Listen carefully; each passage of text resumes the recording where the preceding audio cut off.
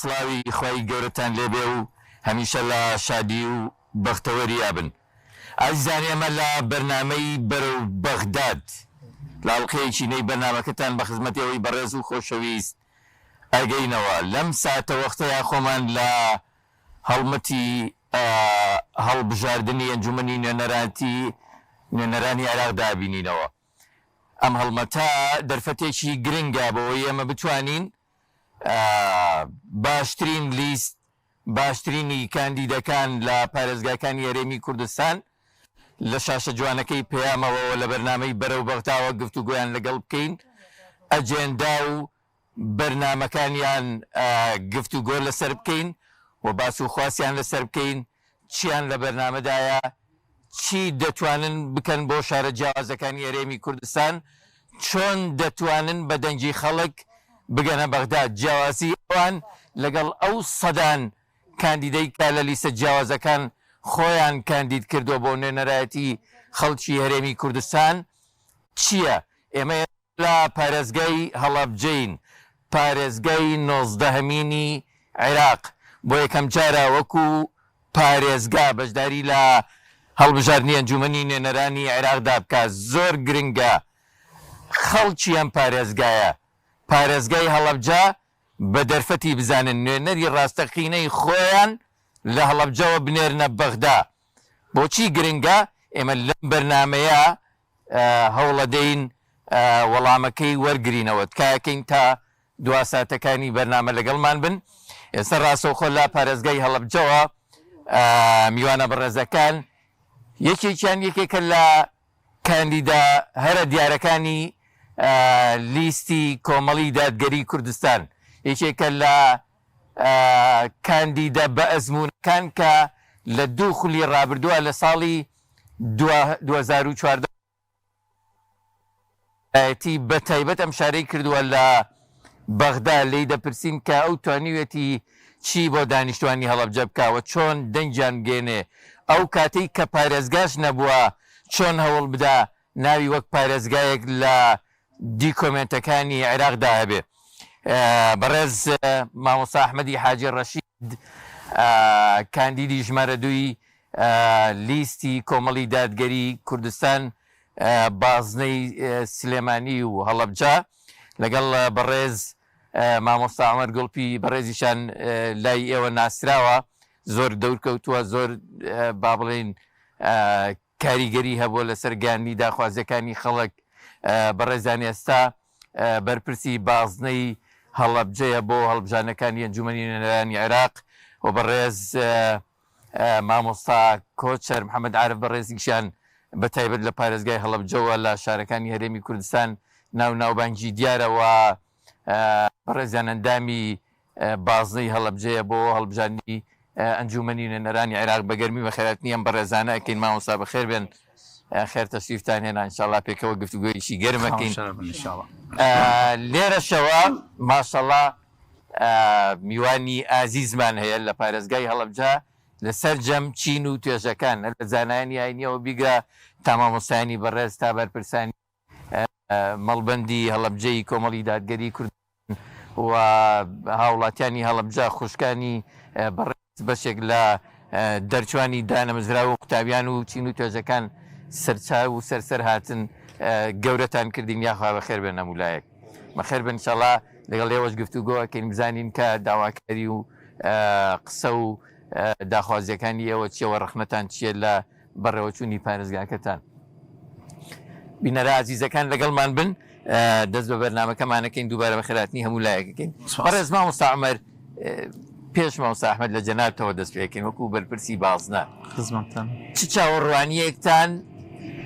لە خەڵکی ئەم پارێزگا تازە هەیە بۆی کە وەکو نوێنەرایەتی خۆیان پارێزگاکەیان پارێزگای 19هەمینی عێراق بە سەربەرزیەوە کاندیدەکانیان بگێنە بەغدا؟ بەناوی خوای بەخشندەی میهرەبان، سوپاس مامۆستا عەباس، بە خێراتنی مامۆستا ئەحمەد دەکەم، شاری خۆشیانە، هەروەها بە خێراتنی هەموو خوشک و برایان لێرە کە حزوریان هەیە بۆ گفتوگۆکردن لە بابەتێکی زۆر گرنگ و هەستیار چونکە پەیوەندی بە ژیانی ئێمەوەیە پەیوەندی بە ئایندەی ئێمەوە هەیە پەیوەندی بە هەرێمی کوردستانەوەی بە شێوەیەکی گشتی و هەر پارێزگایەکیش بەش بە حاڵی خۆی یعنی ئەتوانێ پشکی زیاتری خۆی لە ئەنجومەنی نوێنەرانی عێراق دیاری بکە بەوەی کە پشگیری کێکە دەنگ بە چ لیستێگەدا و ئەو لیستە و ئەو کاندیدانە چەند ئەتوانن هەڵگری خواستی ئەو پارێزگایە و ئەو ناوچەیە بن بەنسبەت هەڵەبجەی شەهیدەوە سپاس بۆ خی گەورە کە کۆمەڵ کە ئەڵەی هەڵەبجەی شەهید لەگەڵ هەڵەبجەی شەهیدا کۆمەڵێشتی تایبەت یەتە پێش چاود و ئەبێ حسابیان لەسەر بکرێ یەک لەوانە پارێزگایەکی مەزلوم و ستەملێکراوە و ناسنامەی گەلی کوردە بەهۆی ئەو کارەساتەی لە هەشت لەلایەن ڕژێمی ڕابردوو ڕژێمی دڕندەی سەدامەوە بەسەریا هات کیمیاباران و ئەم کارەساتە هەمومان ئەرگبارەکە هەتا ئەو ڕۆژەی هەر هاوڵاتیەکی کورد لە ژیانە بێ ئەبێ خزمەتکاری خەڵکی هەڵەبجە بێ و ئەبێ هەر پرۆگرامێک لە کوردستانە لە ئاستی عێراقا هەبێت ئەوسا بیرت بێ بزانی پشکی هەڵەبجەی شەهیدی چەندتیایە پشکی شەهیدەکانی چەندتیایە پشکی کەسوکاری شەهیدانی چەندتیایە و ئێمە چۆن بتوانین ئەنجومەی نوێنەرانی عێراق بکەینە مینبەرێک بۆی ئەم پارێزگایە قەزیەکەی جینۆسایدەکەی کۆمەڵکوژیەکەی کیمیابارانەکەی بە زیندوی بمێنێتەوە بە جۆرێک ببێتە زەمان ببێتە دەستەبەری ئەوەی کە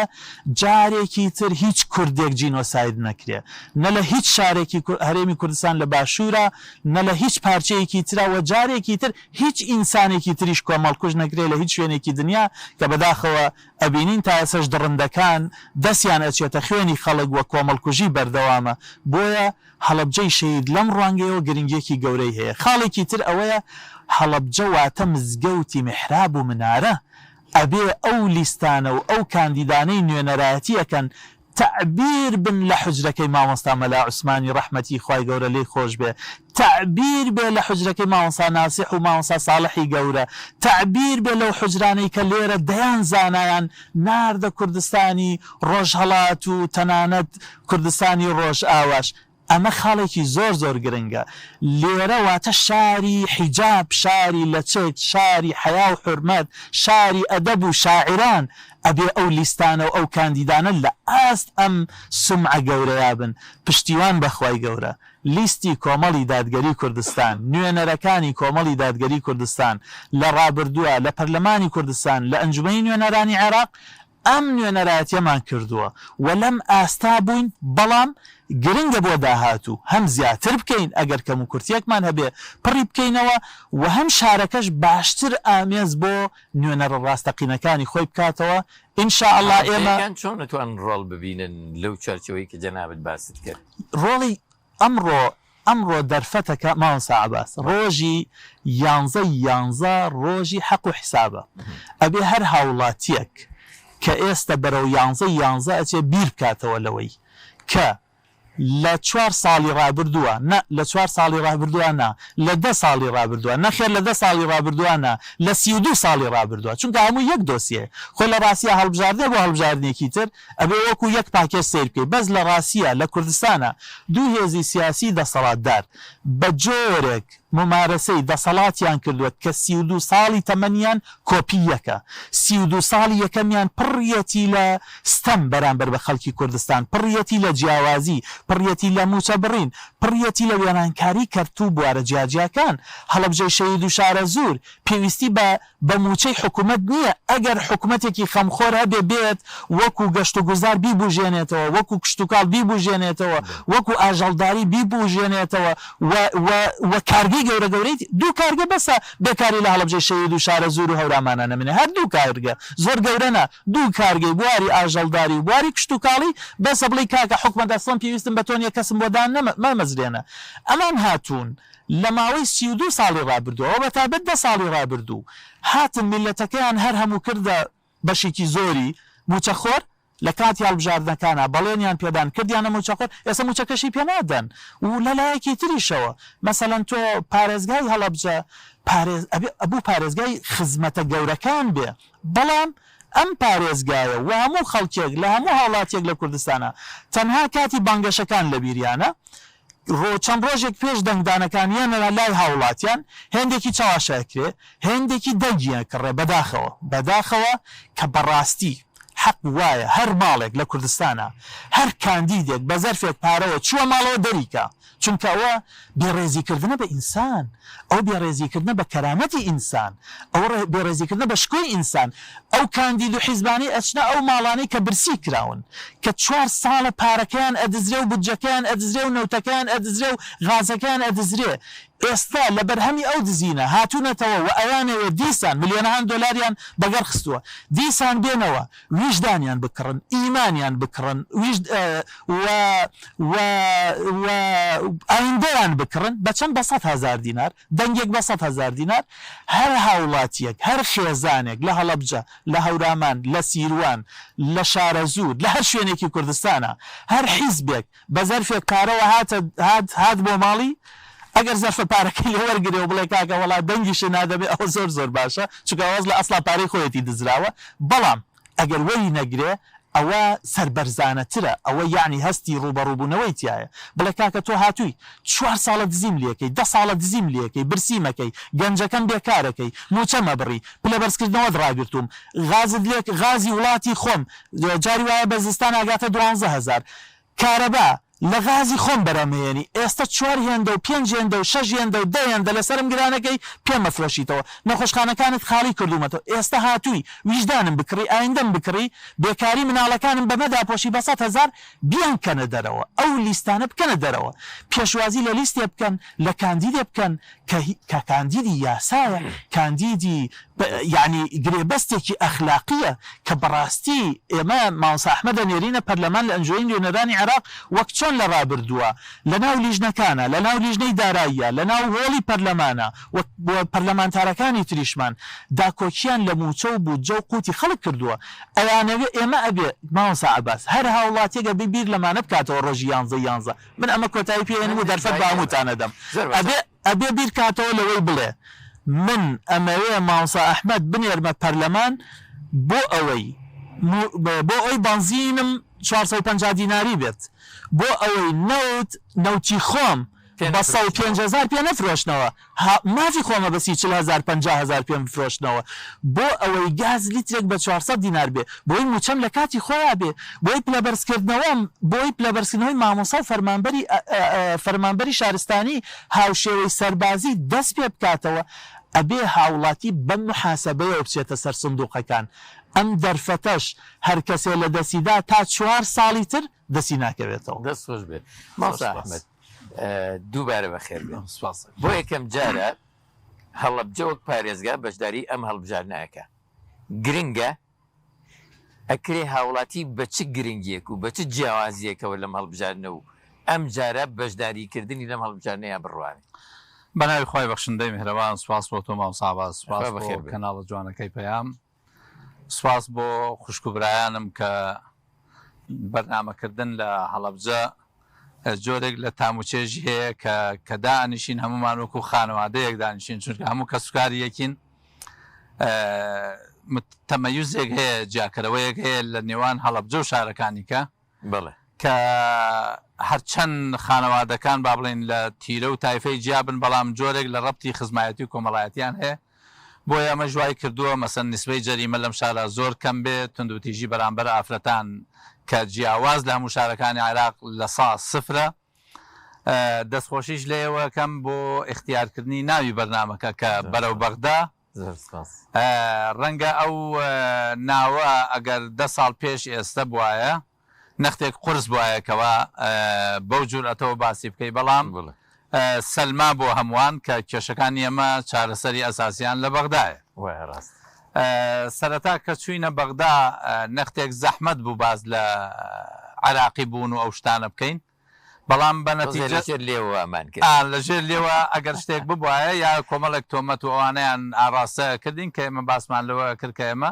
لە چوارچەوەی دەوڵەتێکی فیدراڵیان کە ناوی عێراقە و بەغدا پایتەختەکەیەتی و پەرلەمانەکەی پەرلەمانێکی فیدراڵە و هەمومان حقوق و واجباتمان لەوێ هەیە لەگەڵ حکوومەتەکەیە ماوە ساباز بۆ وەڵامی پرسیارەکەی جوان بەرەوە ئەی چی وای کردو ئێستا بەدەنگی بەرزباستی بەرەو بەغدابوون بکرێ و ئەوانە ئەو واقع بوو کە وردە وردە خەڵک تێگەیشت کە ئێمە سەبەبێک بووین لەو سەبەبانە هۆکارێکی ئەساسی بووین کە خەڵکمان بەوازحی پێمانوتن چارەسەری کێشەی ئێمە لە بەغدایە بۆیە بەغدا عمقی استراتیجیە ئێمە کەی وتومانە 2014 وتومانە لە تاران و ئەنقەرە برادران ئێستا لەم ئاخرەوە گەیشتونەوە قەناعەتەی کە بەغدا عمقی استراتیجیە بۆ وەڵامی پرسیارەکەی جەناب هەڵەبجە ئێستا وەک پارێزگا ئەناسێ بەڵام بە دۆکۆمنت من ئەیسەلمێنم کە هەڵەبجە لای من لە 2015ەوە پارێزگایە چونکە لەبیرم دێ ئەو فەقەرەی کە دامانە لە موازنەی 2015 دانرابوو کە من بیخوێنمەوە کە باسی بە پارێزگابوونی هەڵەبجەکە کە پشکی پارێزگای هەڵەبجە ئەو کات ئەحمەد چەلەبی مەرحوم سەرۆکی لیژنەی مالی بوو من مقرری لیژنەی مالی بووم کە وتیان لەبەرەوەی ئەم کەسەمان ئەم نوێنەری خەڵکی هەڵەبجە و سلێمانیە بە ئەم ئەو فەقەرەی بخێنێتەوە ئەوە یەکەم جار بوو لە 2015 کە ناوی هەڵەبجە وەکو پارێزگا بێت بۆیە لای من هەڵەبجە لە 2015ەوە هەر پارێزگا بووە بەڵگەشت لەوە خەڵک دەتوانێت بڕوا سەیری دۆکۆمنتەکانی موازنە بکە تا 2021 کە من ئەندام پەرلەمان بووم لە بەغدا هەڵەبجەیەکان ئەمەیان لەبیر بێت هەمویان ئەوە زانن بڕۆن سەیری ئەو دۆکۆمنتانەکە تا من لە بەغدا بووم پێش ئەوەی هەڵەبجە بێ بە پارێزگا ناوی بە پارێزگا نووسراوە لە ناو دۆکۆمنتەکانی موازنەی عراقیە سەبارەت و کاتەوەکو ڕێزێک بووایە مەسەرەن خۆی ئێستا ئەوە لە با بڵێن بە فەرمی ئەوە بووە بە فەرمی بەڵام ئیشکردن کە ماوەسا عەباسی ئیشکردن بۆ هەر بابەتێک بە پارێزگاکردنی هەڵەبجە ئیشێکی زۆری ویست کە هەموو لایەنەکان بەشداریان تیا کردووە ینی گرفتێک هەیە لە لای هەندێک نوێنەر هەموو شتێک بە هینی خۆی ئەزانێ بەڵام من یەکێک بووم لەو کەسانەی کەوە جهودم سەرف کردووە کە بە حکمەوەی من لە ناو لیژنەی مالیا بووم و ئەو علاقە بە قوتەم هەبوو لەگەڵ هێزە سیاسیە شیعی و سونیەکان کە تەکلیفی ئەوە مەکرد کە با هەڵەبجە وەکو پارێزگا ینی لە موازنەی پێم وا بوو 19 بوو سەرۆکی پەرلەمان حەلبوسی کە هات بۆ ناو لیژنەکە ڕاستە خۆ ڕووی کردە منوتی پشکی پارێزگای هەڵەبجە داناوە وتمەڵا چاوەڕێەکەین بۆ مناقلەی ئەخیر خۆی بە تەکلیفی خۆی داوای لە لیژنەی مالی کرد ینی برایەکی دیکە هەیە ڕۆژێک تەلەفۆنی کرد من لەو کاتا دەرچوو بووم بۆ ئیشێک تەلەفۆنی کردوتی ئەوە پشکی پارێزگای هەڵەبجە دانراوە فلان کەس ئێستا سەرۆکاتی لیژنەکە ئەگەر فریان نەکەوی پشکەکە بەسەرەچێ هەر بە تەلەفۆنێک پشکەکەماندانا کە لە ڕاستیە دانانی ئەو پشکە شتێکی ڕەمزی بوو لای ئێمە بەڵام ئەمانوی زۆک و وەسیقەیەکی ڕسمی ناوی هەڵەبجە وەکو پارێزگا بێ ئەمە جگەلەوەی ئەتوانن مەسەن قات و نوخشەکە ئێستا پارێزگاری هەڵەبجەیە لێ بپرسن یەکەم بڕیاری بە ئیداریکردنی هەڵەبجە لەلایەن وەزیری پلاندانانی عراق کە بەڕێز محەممەد علی تەمیمە کە نرد بووی بۆ من بەڵام بەمەرجی ئەوەی بڵاو نەکرێتەوە نادم بۆ خات و نوخشەوتم تکاو لەکەم بڵاوی مەکەوتی با بڵاوی کەمە بۆی خەڵک بزانن ئەمە هەوڵی کێوتم نوخشەخان من بۆ ناوبانگەوە ناکەم بەس ئەوە بزانەکەەوە محەممەد تەمیمە وەفدێکی هەڵەبجە پارێزگاری پێشوو لەگەڵ برای بەڕێزم کاک دکتۆر ماکوان کۆکۆیی کەچوو بنە لای وەزیری پلان هاتبوو بۆ سلێمانی وتویان ئێمە پارێزگای هەڵەبجەین وتوی بۆ معلوماتان نوێنەرەکەی ئێوە کە ئەحمەد حەمەڕەشیدە لەوێ بە ئەحمەد الحاج ناسرااو بووم ئەحمەد الحاج یەکێک بوو لەو کەسانەی کە زۆرترین هەوڵی داوە بۆ پارێزگابوونی هەڵەبجە ئەمە جگەلەوەی هەوڵی برادرانی تر و لیست و فراکسیۆنەکانی تر بۆیە هەڵەبجە لای من لە 2015ەوە پارێزگا بووە و هەوڵی بە پارێزگابوونەکەیشی ئەوە بوو کە دوجار فعلەن بڕیاری بە پارێزگابوونی دا کە ئێستا ئاسانترە لە بەغدا داوای پشکی خۆی بکە ئێمە لە موازنە عادەتەن پشتێک دیارەکرا دوای لە مناقلە هەر پارێزگایەک حسەی خۆی هەبوو لە ئاخر موازنە بیرم دێ 100 ملیار دینار دانرابوو بۆ ئەو سێ پارێزگایە من هاتم لە پارێزگای هەڵەبجە ئیحسای پرۆژەکانی پارێزگای هەڵەبجەم بە بەشی پلانی ئێرە لیان وەرگر بە شاهدی ئەو ئەندام پەرلەمانەی خات و ئەو ئەندام پەرلەمانەی ئێستا کۆچەر خاتو چرۆ لەگەڵ ئەوە دانیشتنی یەکەم جار لە پارێزگا من پرۆژەکانی پارێزگای هەڵەبجەم بردو لە ناو مەشروعی موازنە داخڵمان کرد کە هەمووان شایەتی ئەو حاڵەتەن بۆیە لە ئێستادا ماوە ساعباس بە حکمی ئەوەی ئێستا پارێزگایە ئەتوانی ئاسانتر پشتی بۆدا ببڕی بۆ نمونە مەسلەی دەرمان لە کاتێکایەکێکە لەو کێشە ئاساسیانەی کە لە عێراق و لە هەرێمی کوردستانە دووبارەیە بێتەوە ئاسانترین شت ئەوەیەکەوە پشتی بۆ ببڕی بە حکمی ئەو علااقاتەی کە ئەتوانی هەو بێ مەسەن ئێمە بۆ پارێزگای سلێمانی ئەو کات لە کاتی کۆرۆناکە ئەو چەند پەرلەمانتارێکەوە لە گروپی هیوا بووین بە تایبەتی 4-5 بایی 4 ملیار دینار بەس ئەجیزەی طبیمان هێنا ئەو کاتە هەڵەبجە لەسەر پارێزگای سلێمانی بوو بۆیە پشتی هەڵەبجەشی تیا بوو مەسەن کەسێکەوە علااقاتی هەبێ ئەتوانێ مەسەن دەرمان بێنێ بۆ هەڵەبجە ئەجیزە بێنێ بۆ هەڵەبجە مەسەن یەکێک لەو حاڵەتانەی کە محاولەی زۆرمان بۆ کرد برای بەڕێزم جەمال پێنجێنی کە وەختە تیمی ئەعلامی ڕئیسی تیمی ئەعلامی مستەفا کاظمی بوو ڕاستە خۆ بۆ مەرزی سازان موافقەتەکەی کاظمی بە تەلەفۆن پێوتم وتی حەزەکەم ڕایگەیەنی بە خەڵکی هەڵەبجە کە ئەوە مەرزەکە موافقەتی بۆ کراوە لەلایەن عێراقەوە بۆیە لە ئێستادا بە پارێزگابوونی هەڵەبجە ئەتوانم بڵێم کار ئاسانیەکی زۆر گەورەیە ئەو کەسەی کە بیەوێ کە ئینشاڵڵا ئەوەیە بەدەر لە کار ئاسانی ماسە ئەحمەد گرنگە نوێنەرایەتی ئەم پارێزگایە لە ئەنجومنی نوێنەرانی عێراق بێ یانە ینی کاریگەری ئەو نوێنەرانەی کە سەر بە پارێزگاکانن بۆ نمونە من بینیومە کۆمەڵێک نوێنەر داکۆچی لە بەسڕاکەن ینی لۆبی دروستکردن ناو ساعباس زۆر گرنگە مەسەن پارێزگای بەسڕە بە حکمی دانیشتوانەکەی کە 2 ملیۆنن زیاتر لە 90 تا 20 ئەندام پەرلەمانیان هەبوو ئەیان توانی جەرسەی پەرلەمان پەکخەن ئەگەر داخوازەکانی بەسڕە جێبەجێ نەکرێ لە حاڵەتی ئاوا مەسەن پارێزگاری بەسڕە 90 ئەندامی هەیە بۆ ئەوەی لۆبیەکی گەورە بکە لە ناو ئەنجومەنی نوێنەرانە دێت دەوال لە نوێنەرەکەی هەڵەبجەکە ئەڵێ هاوکاریم بکە بۆ ئەوەی هاوکاریت بکەم بۆیە تۆ تەنها نوێنەرێکنی تەنها کەوتۆتە سەرەوەی چەند علاقت لەگەڵ ئەوانە هەیە ئەوە زۆر جار لە ناو لیژنەی مالیە بە حکمی و علاقاتە فراوانەی کە هەمان بوو لله الفضل والمنة ئەمان توانی لە سنە 4-5 کەس لە شیعە 4-5 کەس مەسەن کەسێکی شەبەکی تیابێ ئێزیدی تیابێ بە تایبەتی لە ئێستادا بە حکمی ئەوەی لە مووسڵەوە یا لە زاخۆ هەتاوەکو بەسڕە علاقاتم هەیە و ناساویمان هەیە زۆر ئاسانە لۆبیکردن بۆ بابەتی هەڵەبجە داخوازەکانی خەڵکی هەڵەبجە ئەوەی کە ممکنە ئەوەی کە ممکنە لەگەڵ بەسڕە ئیتیفاقکەی پشتگیری داخوازەکانی تۆکەم پشتگیری داخوازەکانم بکە ئیتر ئەوە لە ناو لوژنەی مالیا زۆر ئاسانەوە لە ناو پەرلەمانیش ئەم قەزیە خەڵکی هەڵەبجە هەر لە ئێستەوە ئەتوانن لە ئێستەوە ئەتوانن خەڵکی هەڵەبجە با بڵین مەسیری ئەم شارە دیاریکەن بەوەی کەوە کام نوێنەر ئەتوانێت کەوە علاقاتی بەقوت بێ کام نوێنەر ئەتوانێت پێشک بە تایبەتی من کە اختصاصم مالیە ئێمە زۆرترین کێشەمان کە ئێستا هەیە کێشەی مالیە کێشەی دارایی کێشەی موچەیە کێشەی بوجەیە کێشەی ئیسtisماراتە کێشەی بنووکە مەسن هەڵەبجە ئەگەر چەند بانکێکی تیابێ لقی ڕافیدەینی تیابێ کە بۆ معلوماتی بەڕێستان بانکی ڕافیدەین 2 مڵکی هەیە لە منطقەی هەڵەبجە کاتی خۆی کراوە پێش سەردەمی سەدام کە ئێستا نازانم بە ناویکەوەی چونکە من تحقیقی مڵکەکانم کرد 8یان لە سلێمانین 8یان لە هەولێرن 5یان لە دۆکن لەو 8ی سلێمانی 2 مڵکیان کەوتۆتە سنووری هەڵەبجەوە ینی ئەو بانکە ئەتوانێ فەرعێک بێنێتەوە لە کاتێکا ئەو بانکە نافیزەی ئیسلامی هەیە نافیزەی ئیسلامی لە ناو بنووکە کار ئاسانیەکی زۆر گەورەیەکە کە ئەتوانێت پارە بدا بەبێ فائیدە یا بەو سەرچاوە اقتصادیانەی لە اقتصادی ئیسلامیە هەیە مەسەن مرابحە بێ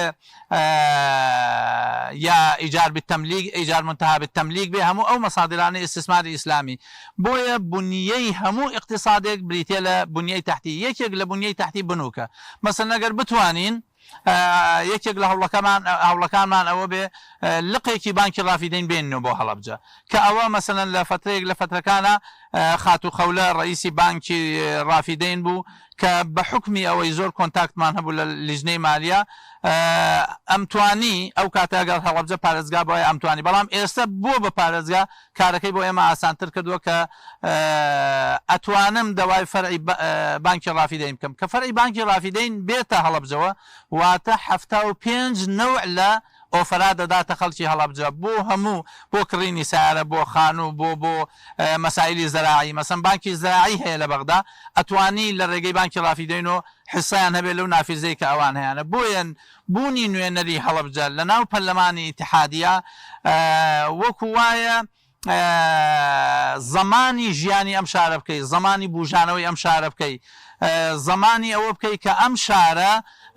خەڵکێکی هەیە دیفاعی لێکە هەمومان ئەزانین لە ماوەی وەکو جەنابی برای بەڕێزم ماوەسا عومەر باسی کرد کە 34 ساڵم شارە چی بۆ کراوە ئێمە ئەو کاتێک کە من نوێنەری ئەم شارە بووم لە ئەنجومەنی پارێزگای سلێمانی زیاتر لە 87 مەشروعمان لەم شارە جێبەجێ کردووە کە بنیەی تحتی ئەم شارە بریتێ لەو پرۆژانەی کەنجومەنی پارێزگای سلێمانی ئەو کاتە کە هەڵەبجە یەکێک بووە لە زۆنەکانی کە پێوترا زۆنی شارە زۆر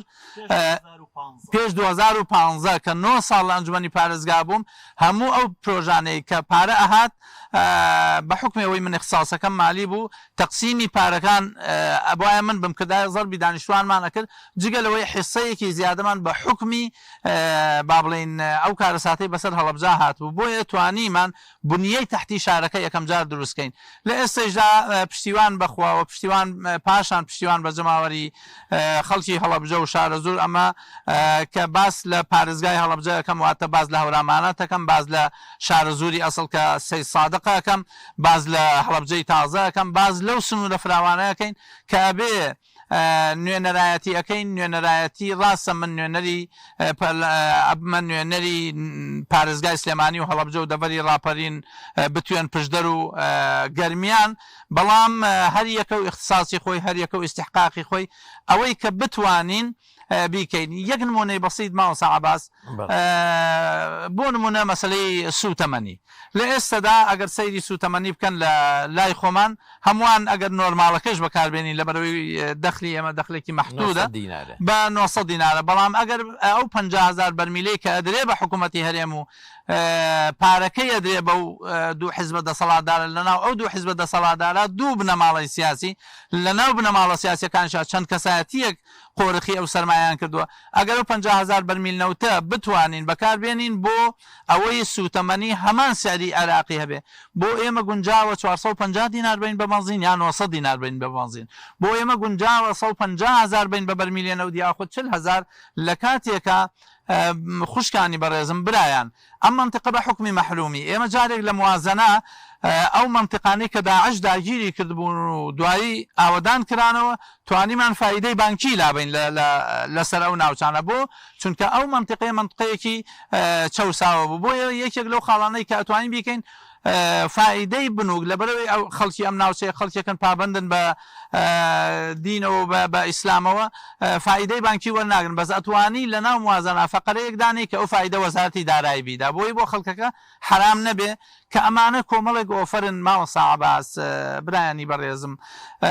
ئەوەی بتوانێت لەوێ دووشت بکە یەکەم اختصاصی لە مەجالەکە هەبێ کە لله الفضل والمنە اختصاصم لە مەجالەکە بە وردی هەیە لە 2006 تا 2026 کە ئەکاتە 20 ساڵی ڕەبق من لە مەجای موازنە بەوردە کاریەکەیەوە ئەوەی لە عێراقا لەسەر موازنە وترابێ یا خوێندومەتەوە یا خۆم لە مناقەشایە بووم یا ئیطلاعم لەسەری هەیە یا بە دۆکمنت لامە کەواتە وەکو مەجای اقتصادیەکە شارەزای تەواوی کونج و کەلەبەرەکانی مەجای موازنەم خاڵی دووهەمیان کە پێویستی بەوە هەیە چۆن ئەم قەزیە حەقی خۆت بە خەڵکەگەیەنی بریتە لەو علااقاتی کە ئەتوانی دروستیکەی من 7 ساڵ لە پەرلەمانی عێراق بووم بەڕێزان ئەو 7 ساڵە بنیادی علااقاتم کردووە یعنی لەگەڵ تەواوی نوێنەرەکانی لە مووسڵەوە هەتاوەکو بەسرە بە حیزبە سیاسیەکانی سنە و شیعەوە لێیان ئەناسم دۆسایەتیم هەیە لەگەڵیان علااقاتی زۆر بتەوم هەیە بۆیە ئەو دوو عنسورە لە ئێمە من کۆمنتێ بدەم ئەو علااقەتە بەسە لەگەڵ نوێنەر عەرەبەکان هەبووە ئەی بۆ نوێنەرەکانی بۆنمە هەندێک لە حیزبەکانی خۆمان تۆزی علاقە و باش نەبوو لەگەڵ یا کارەکەیمان پێ بڵێ طبعا کە چووینە بەغدا لە پەرلەمان 2014 یەکەم بەرخوردی من لەگەڵ ئەوان لە مەجای موازنە دەسی پێ کرد کە ئەچینەوێ سەیرەکەین موچەی خەڵک بڕاوە کاتێ سەیری ناو موازنەکەین سیرەکەین شەرتێکی تایاڵە ئەگەر هەرێمی کوردستان نەود ڕادەست نەکە ئەوە حکوومەتی عێراق سەرپشکە لەوەی موچە نەنێرێ کاتێک سەیرەوەکەم لە 2014 موازنەیە هاتۆتە ناو حکوومەتی ئیتیحاد ناو پەرلەمان دانراوە کە هەرێمی کوردستان 400,000 بەرمیل نەوت ڕادەستی حکوومەتی عێراق بکە 5 وەزیری کورد کە هیچیان کۆمەڵ نەبوون 5 وەزیری کورد واژویان کردووە هەموو پەرلەمانتارەکانی کورد لە 2013 دەنگیان داوە بەو موازنە لە کاتێکا مەرجەکە خۆیان سەپانویانە بەسەر خۆیانە کاتێک ئەمەم ئیعلان کرد کە بڵێ خەتای حکوومەتی هەرێمی کوردستانە کە نەود ڕادەست ناکە بۆیە حکوومەتی ئیتیحادیش پەنای بردوۆتە سەر ئەوەی کە بوجە و موچە نەنێرێ یەکەم شەڕی من لەگەڵ دەسەڵاتی کوردی و لەگەڵ لە پەرلەمانتار هەندێک لەوە کە ینی پێم خۆش نییە ناویان لێ بنێم نوێنەری خەڵک ئەوان تەنها نوێنەری حزب بوون مامۆستا عەباس ئەگەر حزب پێی بوت نایە ڕق لە ئەحمە هەڵگرن ئیترەوە تۆ ئەو بۆوان نوێنەراتی ڕاستەقینی ئەوان نوێنەری حزب بوون یعنی جەنابی مامۆسای سەرۆک کە باسە کاڵێ نوێنەری ئێمە ڕۆبۆت نییە بەفعلان ڕۆبۆت نییە من کە چوومەتە بەغدا وتومە بە حزب ئێوە خطوتی عریزم بۆ دیاریکەن و ئیتر حەقتان بە تەفاسیلۆ نەبێ ئەوەی خەمی خەڵک بێ ئەیگەێنم و ئەیکەم ئینجان لەو پێناوا چیم لێ دێ مشکلەتان نەبێ ئەوە نەتیجەکەیەتی کە تۆ دیارە قسەی زۆر پێ دواییەوە ئەوە نەتیجەکەیەتی کە ئەمری قەوزم دەرچوە و تەنها لەو سنووراتوانم بسوڕێ گەورەتان پارێزی موافقم ئینشاءالله ئەم سنوورە کەم نییە پارێزگایەک فەخرەکەم بەوەی کەوا کوڕی ئەو شارم لە دایکبووی ئەو شارم کە سوکارم لەو شارن لەو شارە خوێندنی سەرەتایی و ناوەندی و ئامادەی و یەکێکیش لە ئەو زانستانەی کە تەواو کردووە زانستی شەرعیە کە لەم شارە ئیجازەی مەلایەتیم وەرگرتووە ینی مامۆستاسی بەتەکید با بزانەوە معلومات وەفتان فارس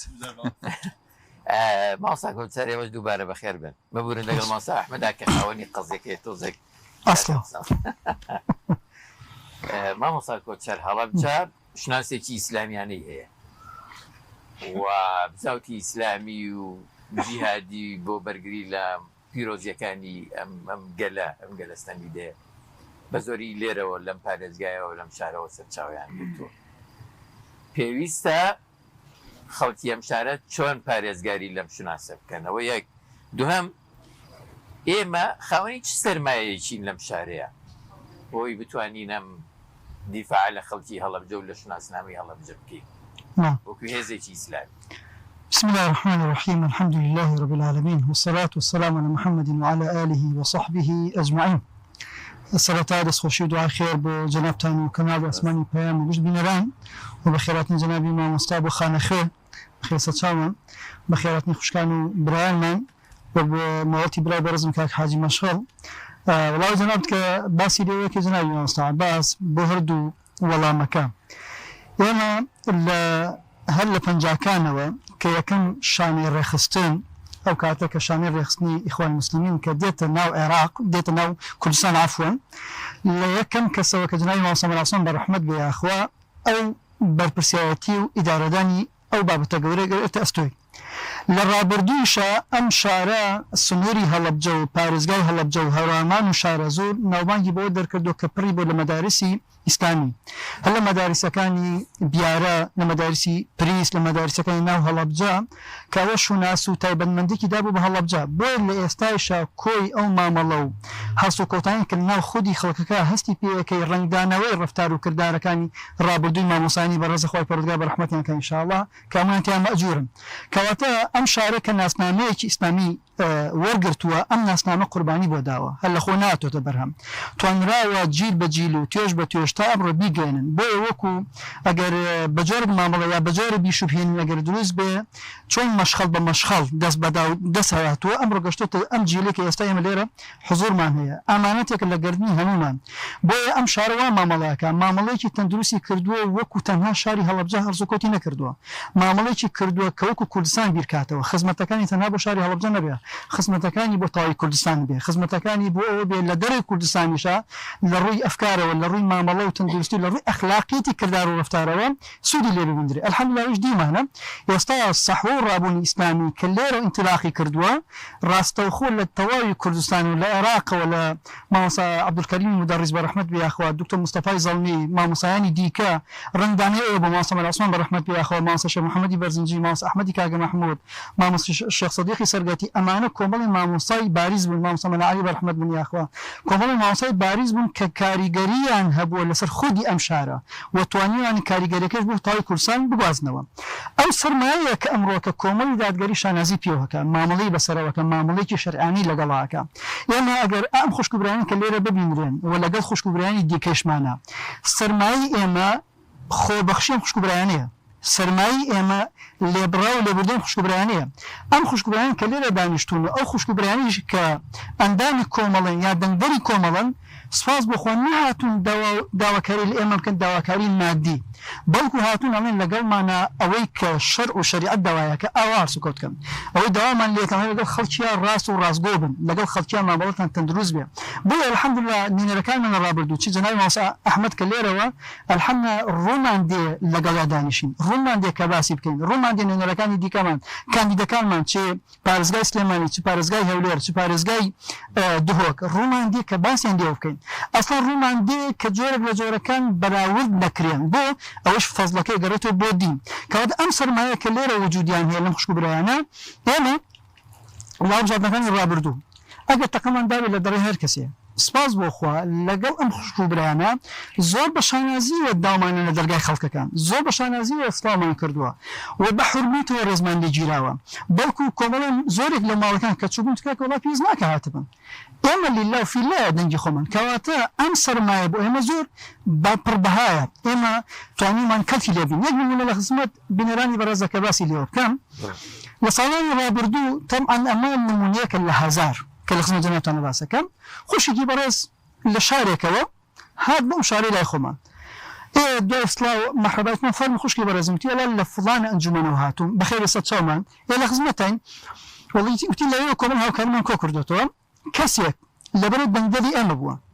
ئێستا لە خانۆکەی خۆی جواب کراوە من هێناوەتە ناو خانۆکەی خۆمەوە عیلەکە لەبەرەوە نەخۆشیشان هەیە هاتوون وردە و دەپارەیان بۆ کۆکەینەوە هەم کریان بۆ دابینکەم بۆی لە خانوویەکی کە شوێنیان بکەینەوە و نەخۆشیشن ئێمە ئەو خوشکە بەڕێزە تەلەفۆنمان کرد بۆ شوێنێکە لێ هاتبوو وتیان وەڵا برا کارگێڕێکی ئێمە زۆر چست و چالاکە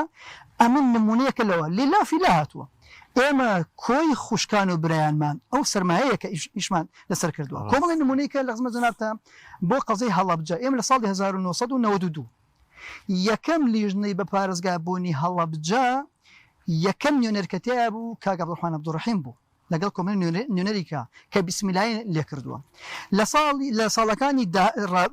ڕابردووە کە داهاتووی ئەو کاتەمە بەسمە کۆی ئەو داواکاری و تەڵەبیاتانە لە مێژووی کۆمەڵی دادگەریە لی نەوەستاوە 2000 گۆڤاری ئازاری هەڵەبجەمان هەبووە لە کۆی ساڵەکانە بە پرۆژەوە داوامان کردو هەڵەبجە بێتە پارێزگا لە ساڵی 2013 ئەو کاتە کۆڤاری هەڵەبجە لێ نووسرا بوو بەخێبن بۆ پارێزگای هەڵەبجە کە پارێزگا نەبوو کە سەرۆیەکی حکومەت هاتە ئێرە کە هاتە ئێرە دوای کە خەڵکەکە هاتنە دەنگ لە ناو شانزەی سیا و پاشان سەرۆکی حکومەت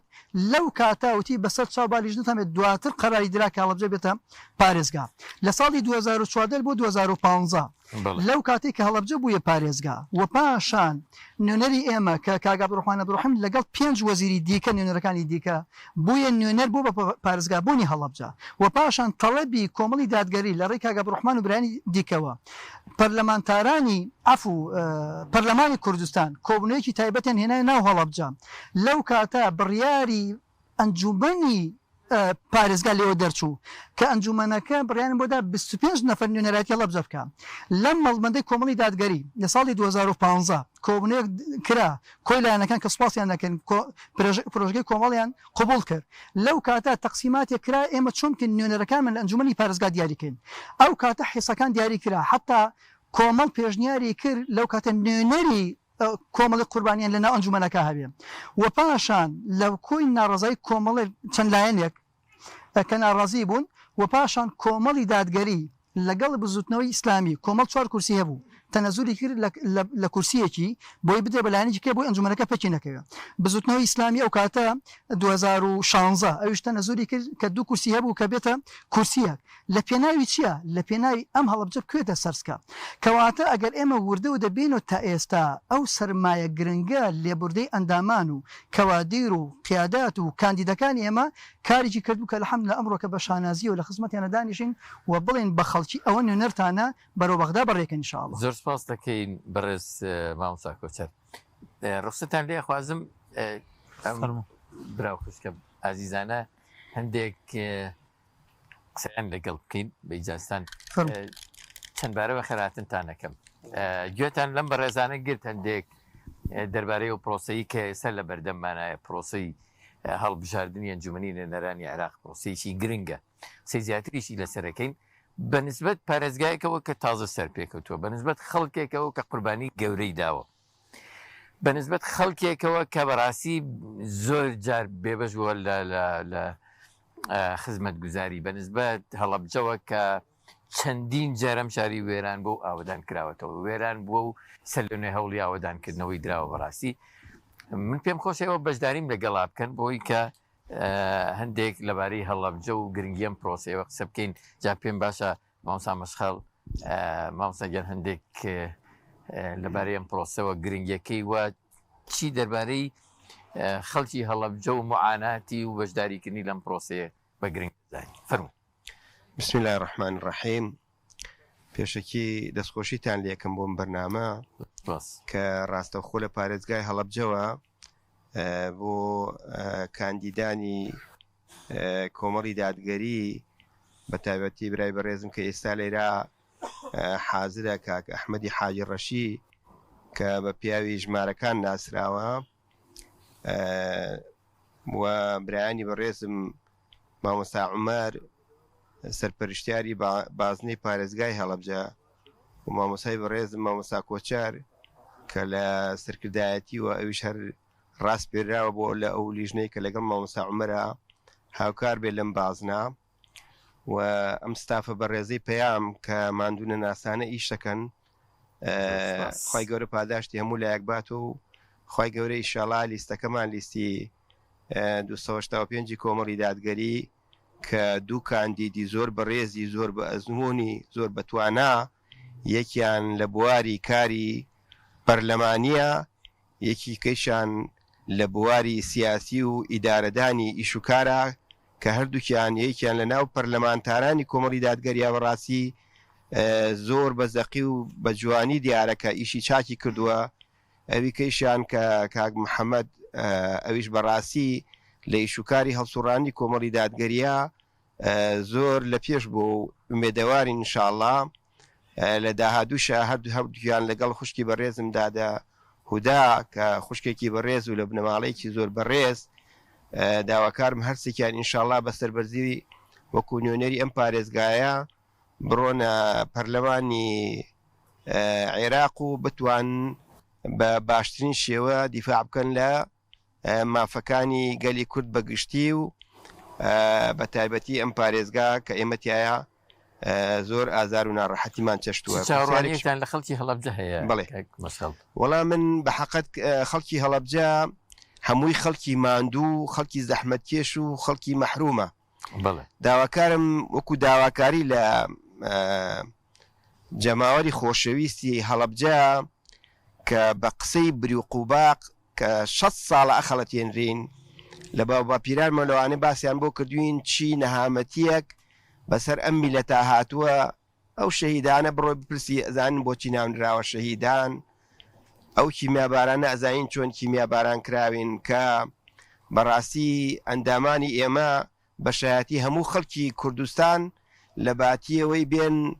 خەریکی دزی و تاڵانی بوون چوون شاردنەوەی جەنازەکان و کۆکردنەوەی ئەو شتانەی ئاڵتون و شتەی کە بە جەنازەکان بۆ زۆر بە ئەمانەتەوە لەگەڵ بخستینە ناو زەرف و بە شایەتی و برانەی من بۆ ئێستا ناوی کەس نابم ئەتوانن بێن ڕوبەڕوون بوونەوە بڵێن کێوکی ئەوانەی کردووە لە کاتی بریندارەکان بڵێ بۆ فریاکەوتنی بریندار و هاوکاریکردنی ئەو خەڵکە بۆیە چاوەڕێیەکەم لەو خەڵکە بەڕاستی بە هەنێ قسەی بریق و بارق و بە هەنێ پارەی دزرا و کە توانیوانە هەموو شۆستەکان لەو خەڵکە بگرن وازانن خەڵک عەقڵی نییە ئەو پارەگە دۆزراوێت شواوای لێ ناکرێ لە کاتێک کاکاندیدەکانی مەلەوانەیە نەتوانن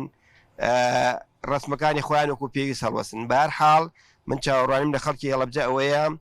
دەست لە دەست و قۆ لەخوا پشتیوانی ئەم کاندیدانە بن معاناتی خوانیان لێبیر نەچێ ئەو ناسۆری و ناڕەحەتیانەی بەسەریان هاتووە لە نەبوونی نەوت لە نەبوونی بەنزینی هەرزان لە نەبوونی ئەو هەموو سولفانەی کە لە عێراق ئادرێ بە ئەندامانی خۆیان ئێستامان قۆرخیان کردووە بۆ خەڵکڕین و خەڵک فرۆشتن بتوان دەنگکانیان بن بە کاندیدەکانی لیستی 285 کۆمەڵی دادگەری بۆ ئەوەی ئینشاءڵڵا بە باشترین شێوە دیفاعیان لێ بکەن. پرسیارێکشم هەیە بۆ کاک ئەحمەدی بەڕێز ئەگەر مەجال هەبێ هەم مامۆستایە هەم مامۆستای ئاینیە هەم مامۆستای مەکتەبیش بووە بە حەقەت ئێمە بڵێ پرسیارەکەت شەرعیە یان زانستیە زانم ئیداری وەڵا هەر بۆ ینی مامۆستای بەڕێز خۆی زانێ ینی لەم سنوورەی کوردستانە مەکتەبەکان سێ دەوا من دوو دەوا من ینی وەلحاصل زۆر تەزدیق هەیە تەلەبەی فەقیر بەڕاستی زۆر بە ناڕەحەتی لە مەکتەبەکانە خوێن ینی ئەتوانێت چی بکا بۆ ئەوەی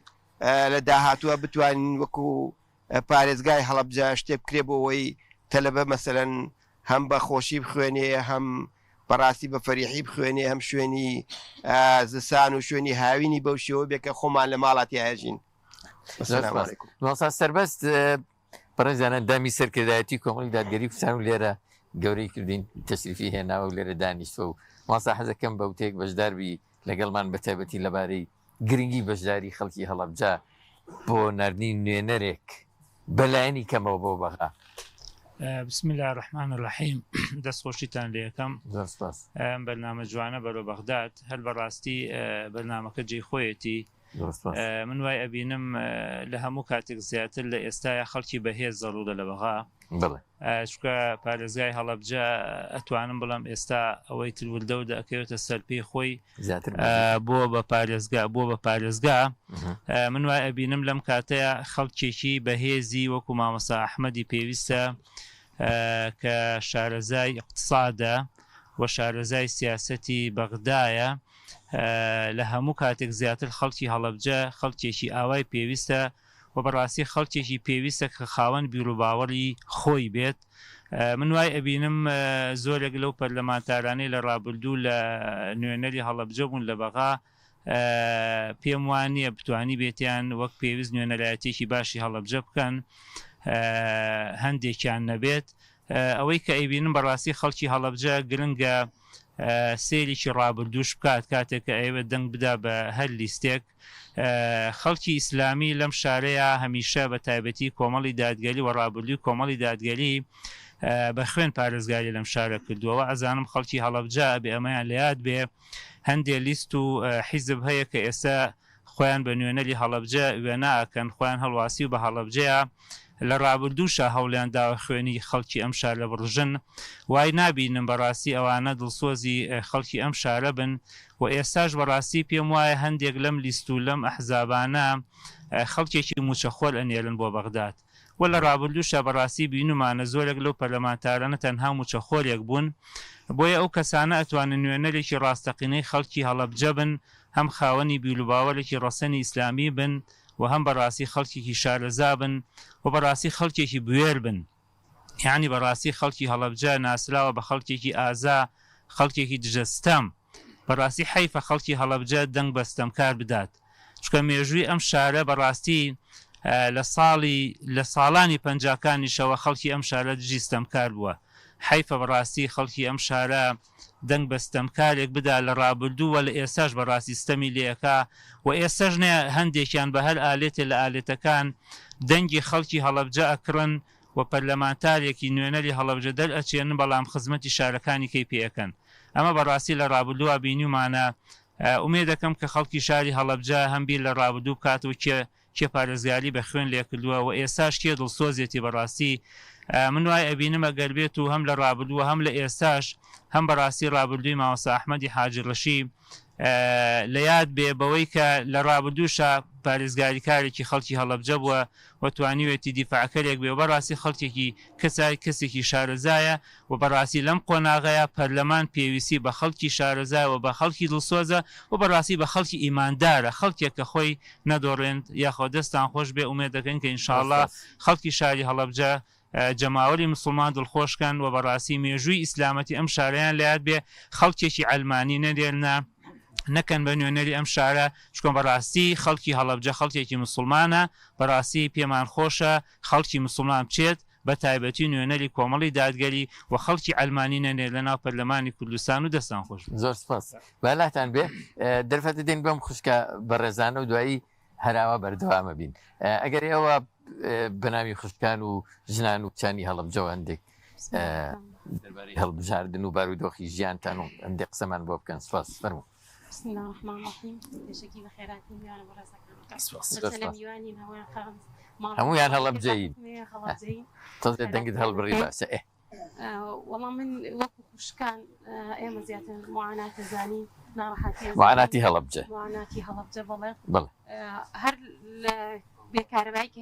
ئێستا هەرچەند یەکەم پارێزگایە کە بۆ بە کاربا 24 ساعتی لەلایەکەوە باشە کاربا 24 ساعتێکە بەڵام نرخەکان ئەوە گران کردووە بەڕاستی خەڵک بۆ هەموو چاوکە ئەی ناتوانێت بەکاری بێنێ ناتوانێت عنیوای لێ هاتووە خەریکە بێ بە تارکستان ینی ڕاستە کارەبا 24 ساعتی بێ باشە بەڵام باشترەوەی کە بتوانی بەکاری بێنی بەڵێ بتوانین بەکەنانی نرخەکەی ئەوە گرانە ناتوانانی بەکاری بێن تۆ ئێستا لە کاتا بەرە سەرماڕۆی سیرەکەی خەڵکی زۆر بەگیری خواردو نازانێت چی بەچی ئاوگەرمکە ساڵانی پێشوو نییە هەمووی بڵین لە دەرەوە گەرماوشتی هەبێت و بەدار گەرمی کات بەڵام ئێستا سیرەکەی ناشتوانێت کارەبا بەکاربێنێک لەوە یعنی یەکێک لە کێشەکانی ئێمە ئەوەیە زۆرینەی خزمەت گوزاریەکان بەرگرانی کراون بە پارە بەکرێی زۆریانی بەرامبەری شام بێ موچە یەشان ناتوانێت لە بەرامبەری شام موچەش دابین ناکرێت موچەکەش بڕاوە خزمەت گوزاریەکانیش ئاتوانم بەڵام دەقاتیش زیاتر کراونەوە مامۆستا ئەحمەد خەڵکی هەڵەبجە کارەبای هەرزانیەوە کاکە بەنزینی هەرزانیەوە دوای ماوەسا باس خۆی بێئینسافی حکوومەتی هەرێمی کوردستان لەوایە کە هەموو شارەکان بە یەک چاو حسێب بکە بۆ نەوعێک لە خەدەمات بەڵێ لە دنیای اقتصادا شتێکی پێوتێ غەلای مەعیشی یعنی گرانی ژیان گرانی ژیان مەسەلەن لە شارێکا کەوا دەخل کەمە داهات کەمە کەسابەت کەمە خەڵک ئیشی دەست نییە لەم حاڵەتەی ئێستا کە موچە نییە وا ئەکات لەو شارە جۆرێک لە فەرق و جیاوازیەکە لە نێوان ئەو خەدەماتانەیە ئەو خزمە گوزاریانەی کە پێشکەشەکرێ لەو شارە و ئەو خزمەت گوزاریانەی کە لە شاری تر پێشکەشەکرێ ئەوە خاڵی دوو لە حادیسەی داگیرکردنی کۆیت لەلایەن سەدام حوسێنەوە دوای ئازادکردنی کۆیت بۆ ماوەی 1 ساڵ بیتاقەی تەمینی بە بەلاش درای خەڵکی کۆیت لە کاتێکا هەمومان نەزانین خەڵکی کۆیت زۆر دەوڵەمەند بوون بۆیە هەڵەبجە ئەگەر ئەو حکوومەتی هەرێمە حکوومەتێکی بە ئینساف وایە حکوومەتێک وایە ڕعایەتی ئەوەی بکردایە کە خەڵک چۆن بحەسێنێتەوە ئەبوایە مەسەلەی کارەبای 24 سعات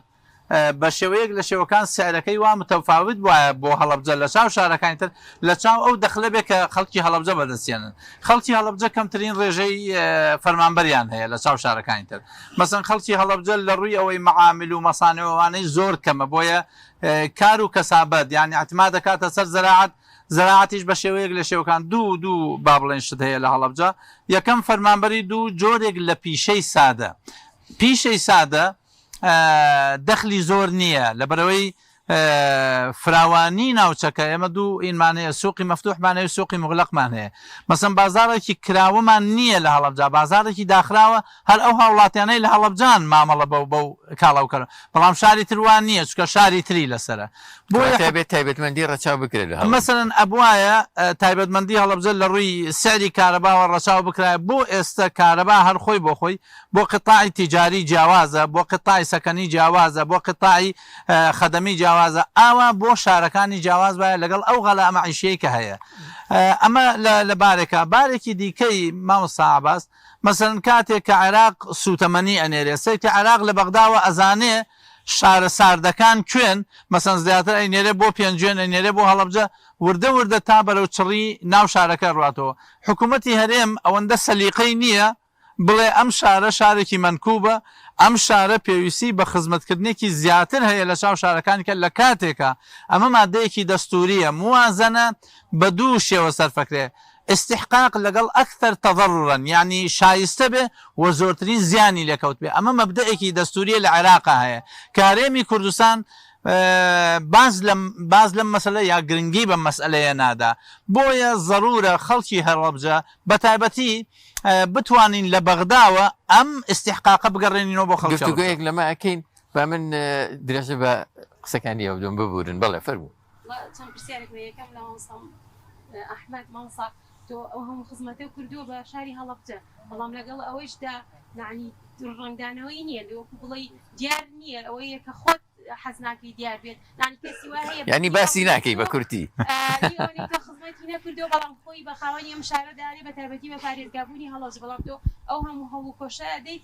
وەکو پێویست بە تایبەتی لە میدیاکانە دیار نییە ئەمە خاڵی یەکەم خاڵی دوو هەمیشم مامسە پرۆژە چییە بۆ ئەم شارە تۆ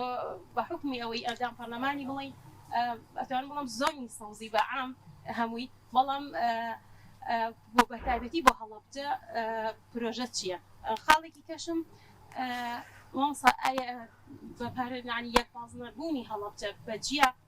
جیا بکرێتەوە لە پارێزگای هەڵەبجە خۆی بسەر بەخۆڵ بجێ ئایەمە گومان دروست ناکات لە پارێزگابوونی هەڵەبجە بۆچی لە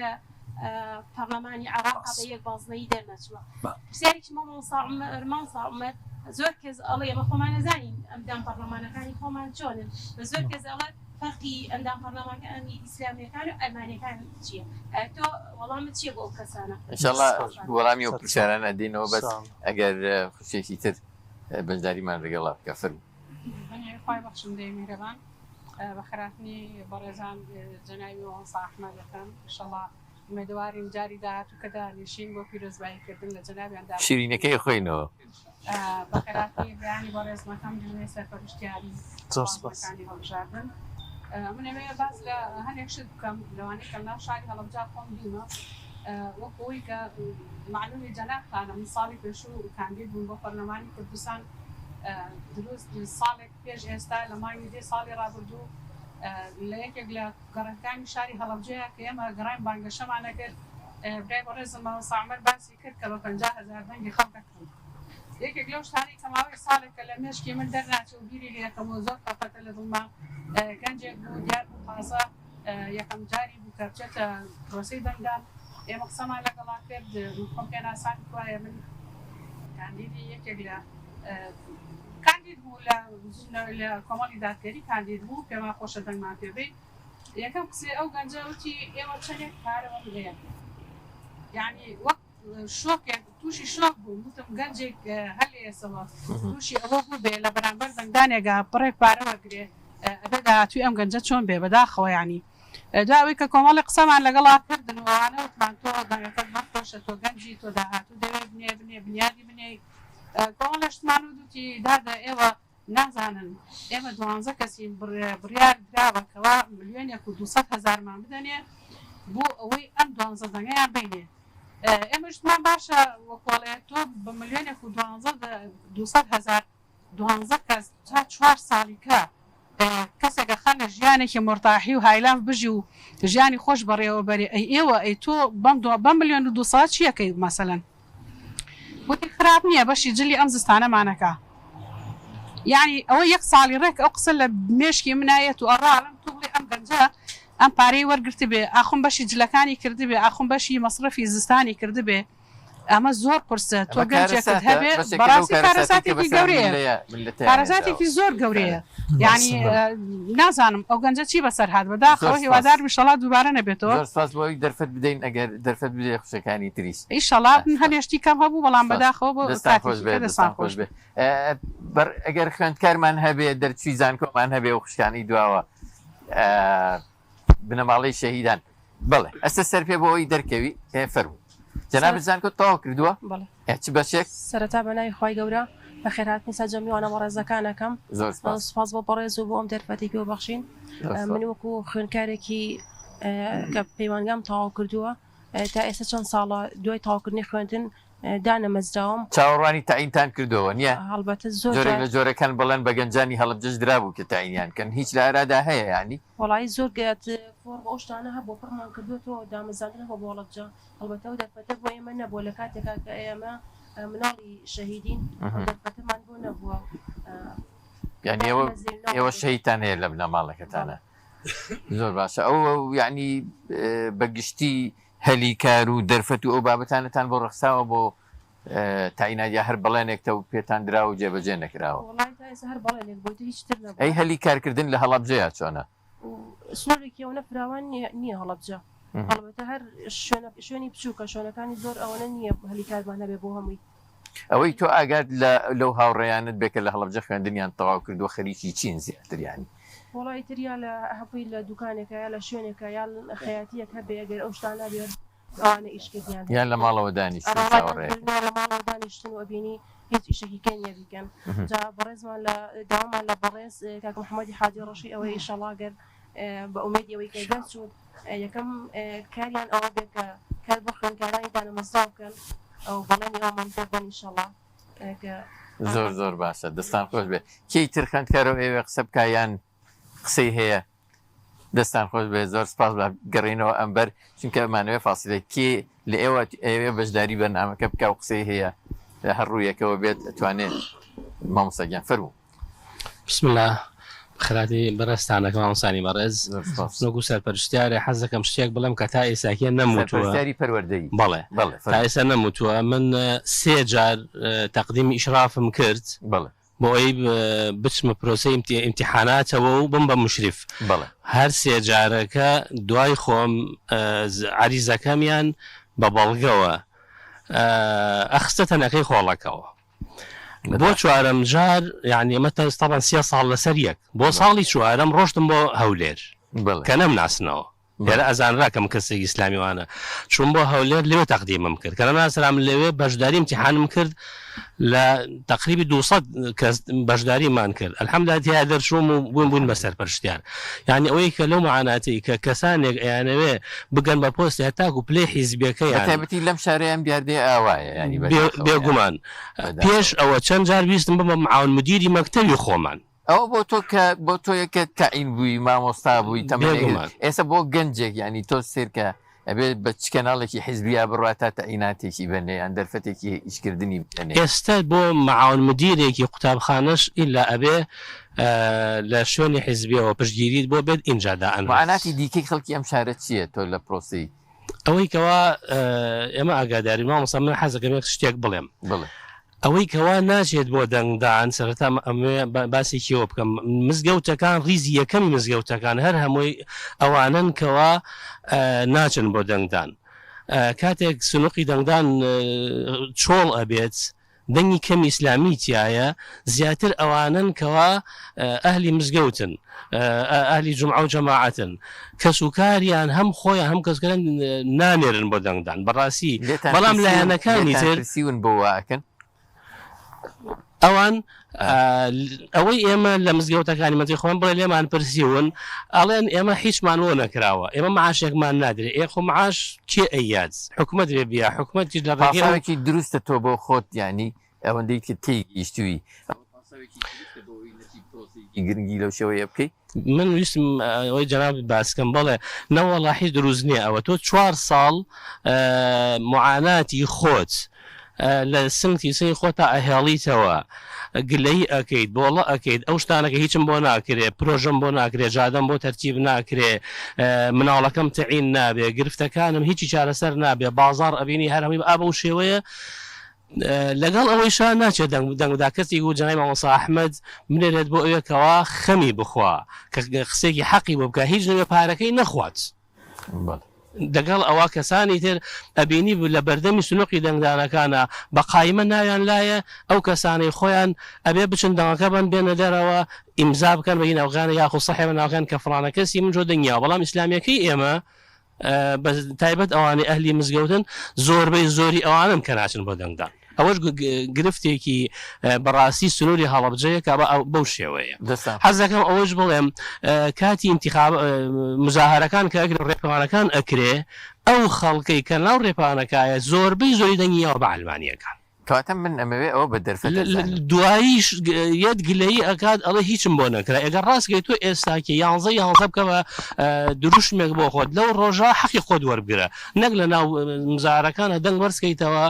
بەڵام لە ئێستەشە بڕی دەنگبی بە کەسانێکەوە شایستی ئەو شوێنە نین و کەسانێکی کەوا مستحقین بەو شوێنە کەسانێکن کەوا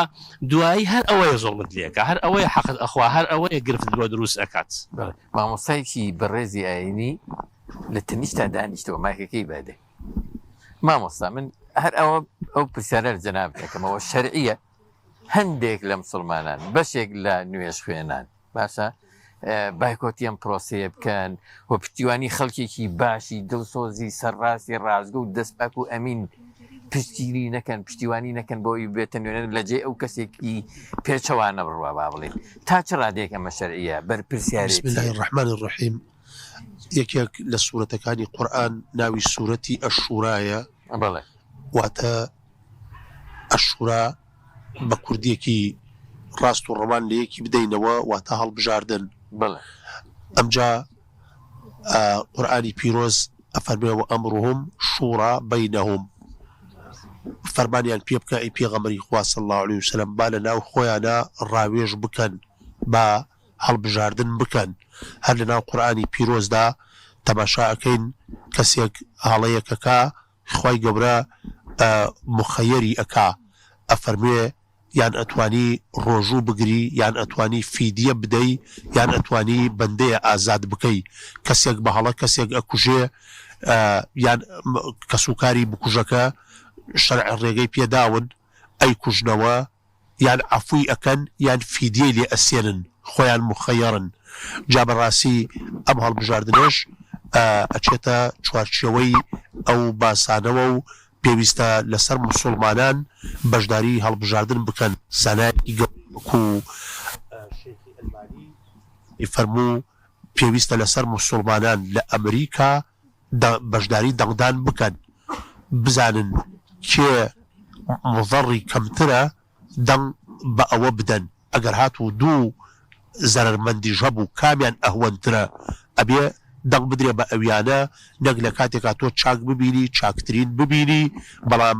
خۆت کەڕ و کوێر و لاڵ وەکو قورئانە فەرمێ سومون بوکمون عومیون خۆت کەڕ و کوێر و لاڵ بکەیت بڵێ نەخێر هیچی چاک نییە و لە دواییشە سزاکەی خۆت و خەڵکەکەی تریش بیچێژن سەبارەت بە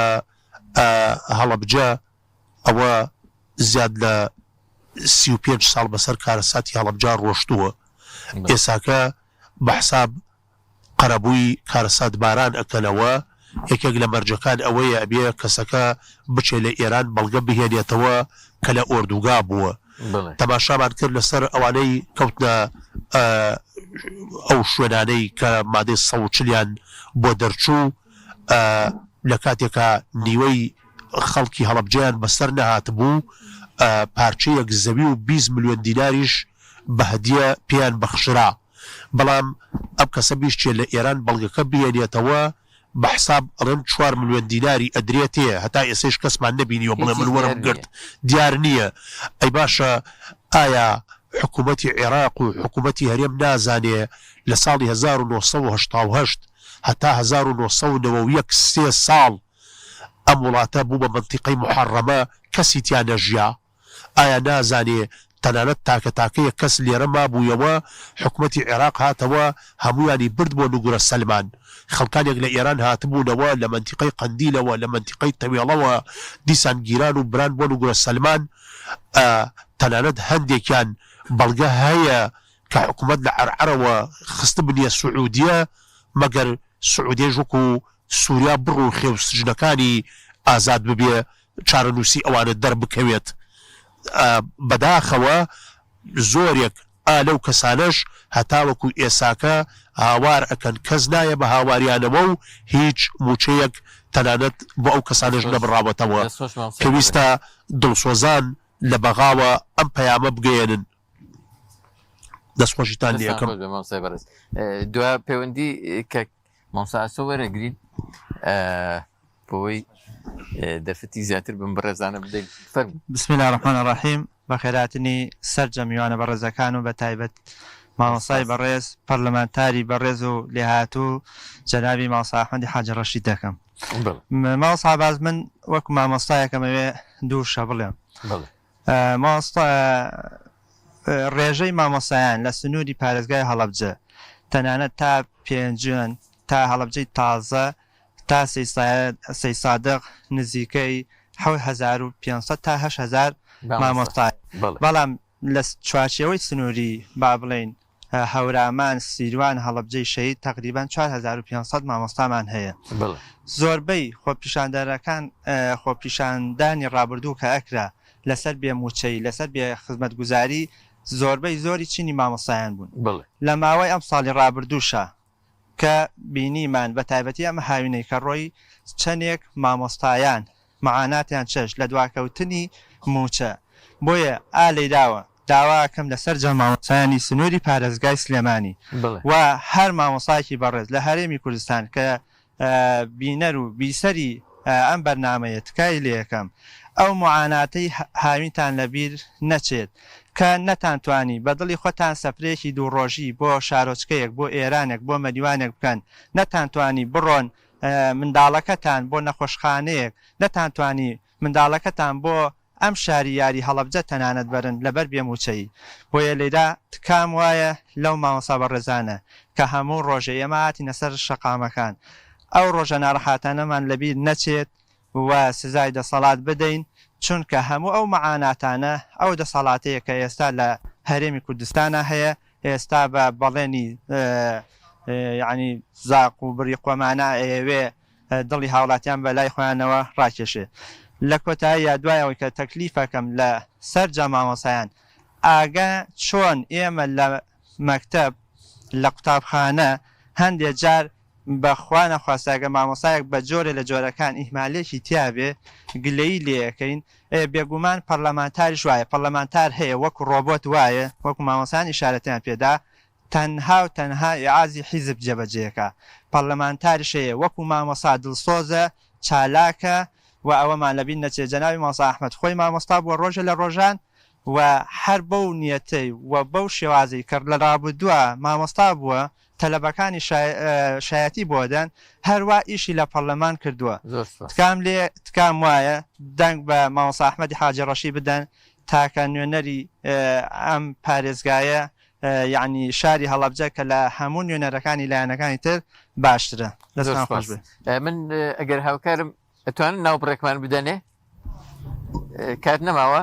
زۆر باشە بەردەوامە بین ناوبڕەکەمان ناوێ مامۆستا ئەحمەد باشتر با قسە بکەین وەنیە من لەگەڵ مامۆستا عومەران دێ قسایەکەم و دوایی گەڕێمەوە لای جەنابەت مامۆستا عومەر ئێمە لە بەردەم پرۆسی هەڵبژاردننی ئەنجومەنی نوێنەرانی عێراقی نەک هەڵبژاردننی پەرلەمانی کوردستان کاریگەری ئەم پرۆسەیە بۆ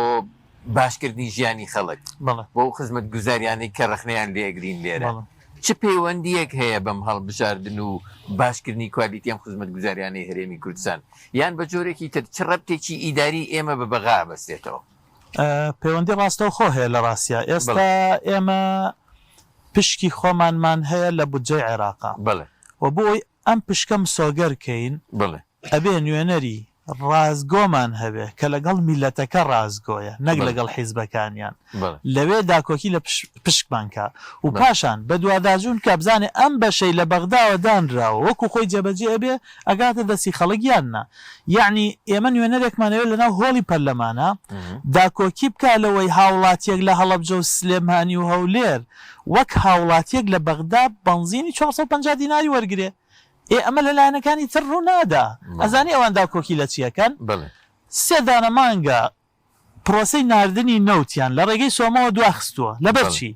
لەبەرەوەی ئەڵێن ئێمە بۆ بەرهەمی پێداویستی ناوخۆ پێویستان بە 50,000 بەرمیلە وان نزیکەی 7 ڕۆژە هەموو ڕۆژێ 50,000 بەرمیل نەوت گلە دەنەوە لەو نەوتەی کە ئەفرۆشتێ بە ناوی ئەوەی پێداویستی ناوخۆ دابینەکەن لە بەنزین و نەوت و گازی هەرزان کەس لیترە بنزینی بینی بە 450 دینار هیچ گۆڕانکاریەکتان بینی بڵێ کەس نەوتی بینی بە 40,000 50,000 کەس ئەزانێ ئەم 50,000 بەرمیلە لە کوردستانە چی لێت من لێرەوە یەک داوا لە نوێنەرەکانی پارتی و یەکێتی ئەەکەم بانێن بڵێن دەن بە خەڵک بۆ بەغا چی ئەەکەن و چی ناکەن بەس پێمان بڵێن ئەو 50,000 بەرمیلەی ڕۆژانە لە سۆمۆی وەرەگرنەوە چی لێ ئەەکەن لە کوردستانە هیچی تر نەڵێن بەکاندیدە بە ڕێزانەی ینی ئەڵی سێگۆشەی بەرمۆدۆیە مەخولێ 50,000 بەرمیل ڕۆژانە گلبیتەوە دیار نەبێ و نەزانی چی لێ نەداهاتەکە چێنە خەزانەی گشتی نە ئەبێتە بنزین بۆ خەڵک نەبێتە نوتی 30,000 دیناری بۆ خەڵک بەڵە اینجا ماوە ساعباس بودجەی کوردستان گرنگە بۆ ئەوەی ئێمە نەگم و چەمان سۆگەر بێ بودجەی پەرەپێدانی پارێزگاکان و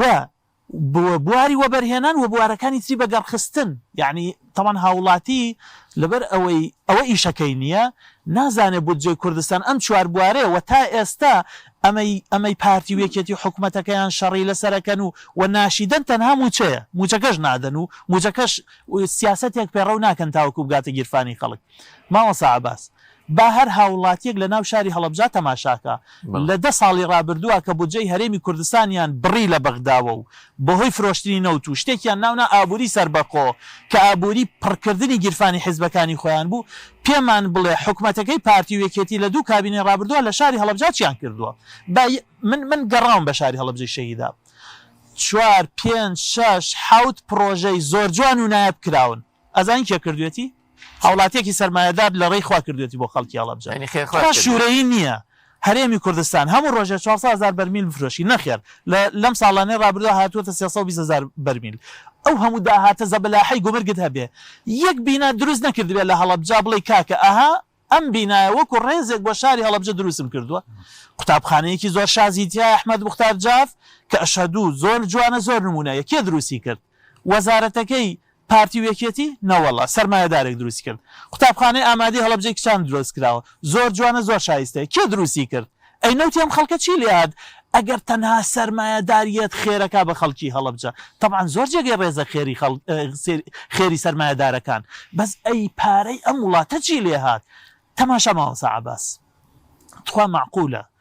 لە دوای 32 ساڵ لە حکوومەت لە دوای 9 کابینە لە حکوومەتداری بریندارێکی چەکی کیمیایی بە ئۆکسجین و بتڵەکەوە بە تەکسی ببەی بۆ سلێمانی بۆ کوێ بۆ نەخۆشخانەی حکومی نەوەڵا بیبێ بۆ عیادە نۆڕینگەی ئەهلی دکتۆرەکە بە 25,000 بیبینێ پشکنینی بە 30,000 فەحزێکی ترەکە بە 50,000 بە 200,000 اینجایەتەوە برینداری چەکی کیمیاوی با بەمە فەزیحەیە نەخۆشخانت لێرە کردوێتەوە بە ناوی نەخۆشخانەی برینداران چارەسەری بریندارانی چەکی کیمیاوی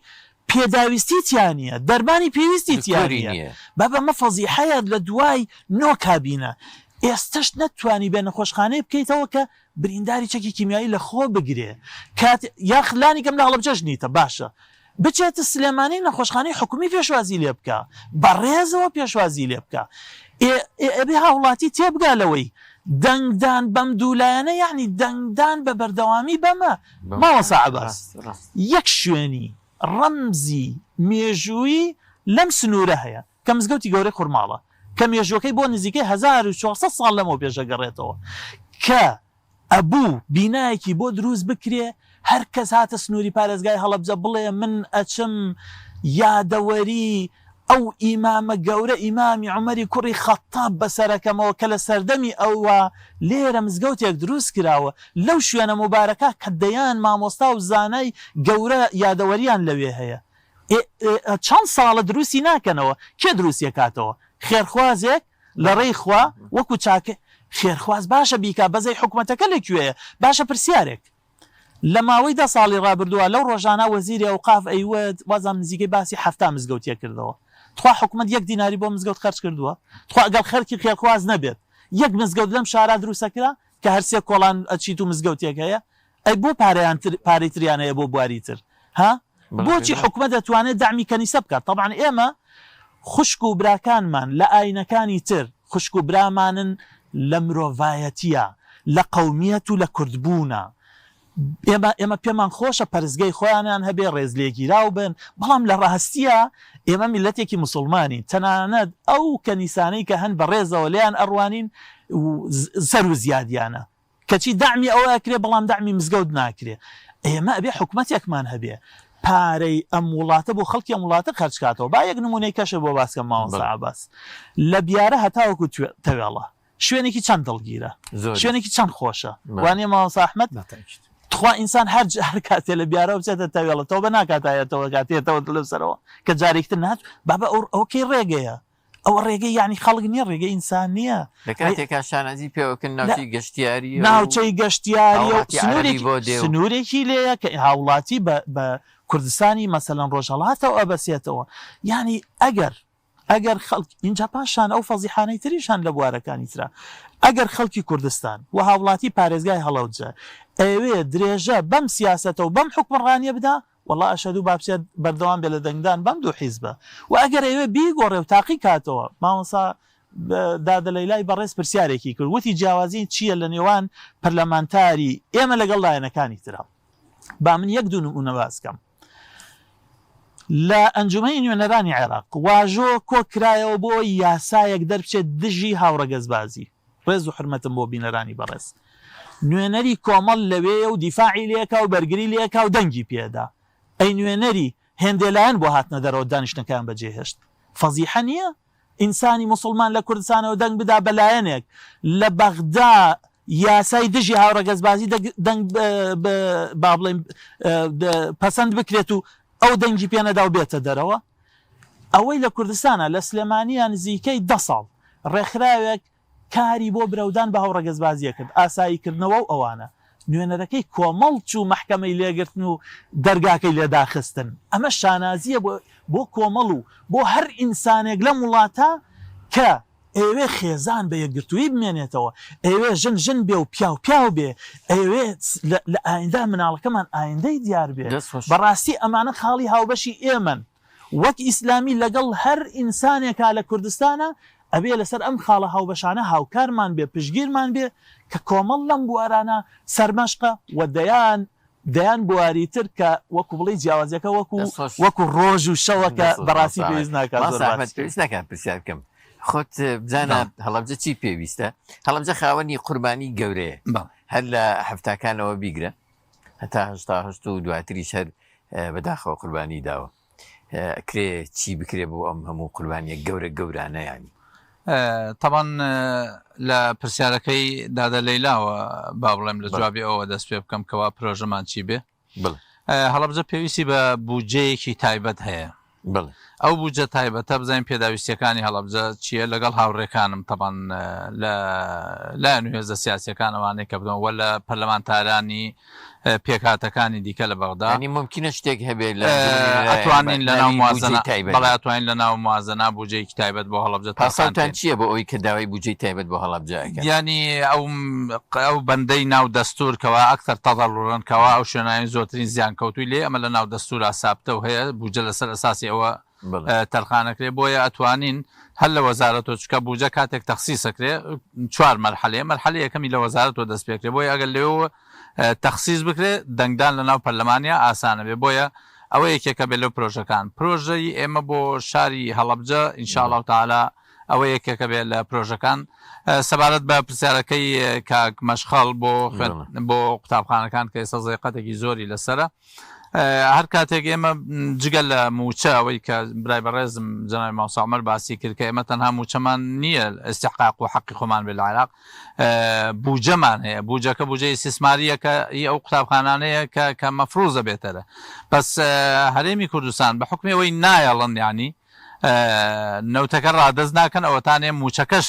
بوونە تاعرقەلە بۆ موچەکەش ئەڵێن کردومانە نازانم جان نیان کردووە هەر کاتێ حکوومەتی هەرێم ینی هاوڵاتیان هەر کاتێ حکوومەتی هەرێم هەرچی وت پێچەوانەکەی ڕاستە